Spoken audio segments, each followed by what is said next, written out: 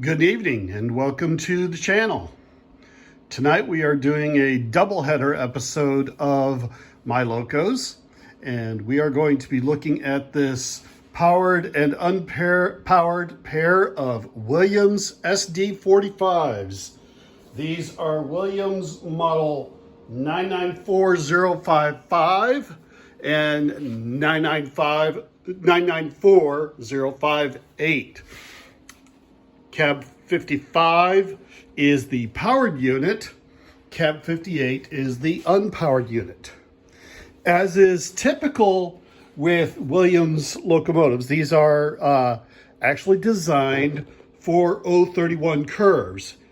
And how they achieved that, as you will notice here, the inward set of the three wheels of the drive, the inward set is actually a flangeless wheel, which allows them to pivot a little bit awkwardly and actually achieve even all the way down to an 031 curve. I've had these for about a week and I like them pretty well. Let's go ahead and power it up. I'm putting it in neutral so it doesn't meet the back end of its train. Now, the horn is not the most awesome horn in the world. This is more reminiscent of an old school Lionel diesel horn.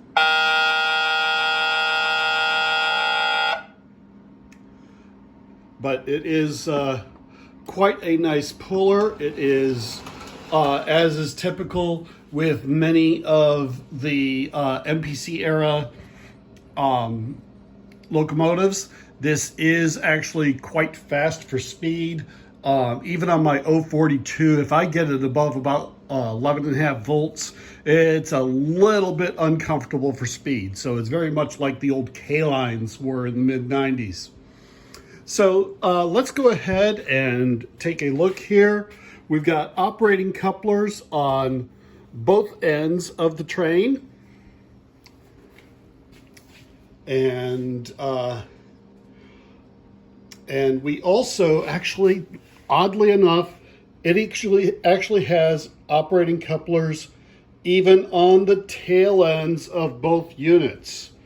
There is no dependency on these to prevent the powered unit from running without the unpowered unit. I'm going to open up the coupler on the rear here. There we go. And we are going to back up and pick up a train.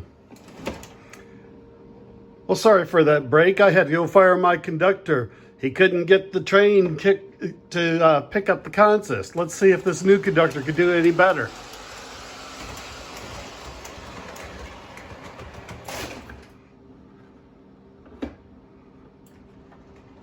What do you know?